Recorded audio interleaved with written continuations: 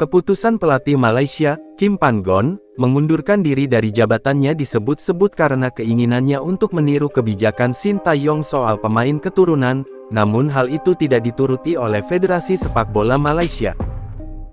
Sejumlah pihak berspekulasi bahwa keputusan ini tak lepas dari keinginan Kim Pan-gon yang tak dituruti oleh Federasi Malaysia, sebab dia sempat mengajukan proses pemain naturalisasi namun hal itu tidak direspon oleh organisasi sepak bola Malaysia.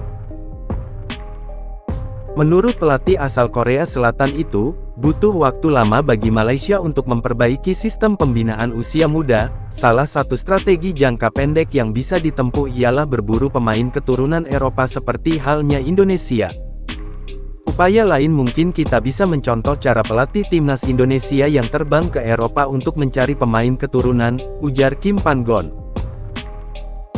Salah satu langkah terbaik menurut pandangan Kim Pan-gon adalah dengan mengambil pemain naturalisasi dari Eropa sebagai rencana untuk meningkatkan tim nasional sementara waktu. Kenyataannya adalah di sepak bola Malaysia saya melihat situasinya cukup sulit tapi saya juga tidak tahu bagaimana cara memperbaikinya karena banyak hal yang harus diperhitungkan di sini, kata Kim Pan-gon.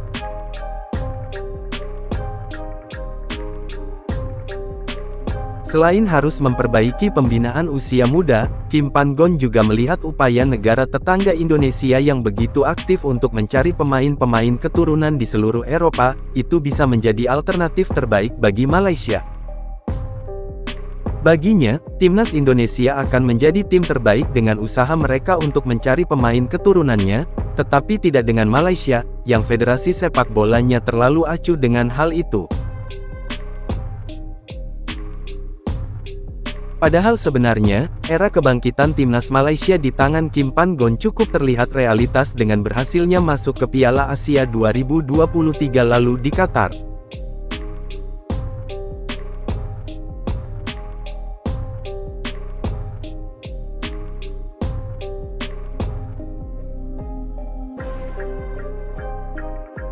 Sebab, Kim Pan-gon sudah menyatakan kesiapannya untuk memimpin timnas Malaysia hingga akhir kontraknya pada Desember tahun 2025, namun kini dirinya mundur karena bedanya pola pikir antara Federasi Malaysia.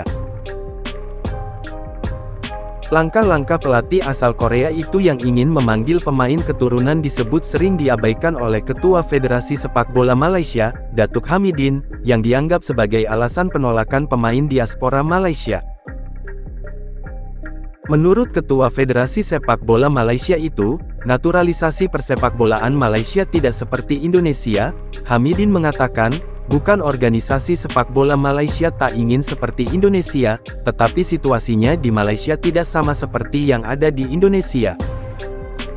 Dalam urusan mencari pemain keturunan, sejatinya sudah dilakukannya sejak lama oleh Federasi Malaysia. Mereka juga meminta tim pencari bakat untuk mencari pemain-pemain berdarah Malaysia di luar negeri sana. Namun menurut Datuk Hamidin, mencari pemain keturunan Malaysia tidaklah mudah. Hamidin menyebutkan sumber-sumber pemain keturunan Malaysia tidak sebanyak Indonesia dan Filipina. Apalagi media-media Malaysia yang sering melakukan kebohongan publik yang mengklaim secara sepihak bahwa pemain tersebut mempunyai darah Malaysia.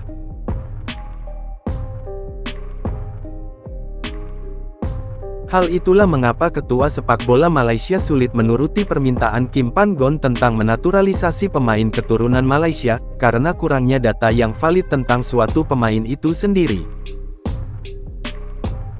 Pemain warisan ini adalah heritage players, di mana ada istri, ibu, atau ayahnya dia orang Malaysia, jadi mereka layak mendapatkan paspor Malaysia, ujar Hamidin.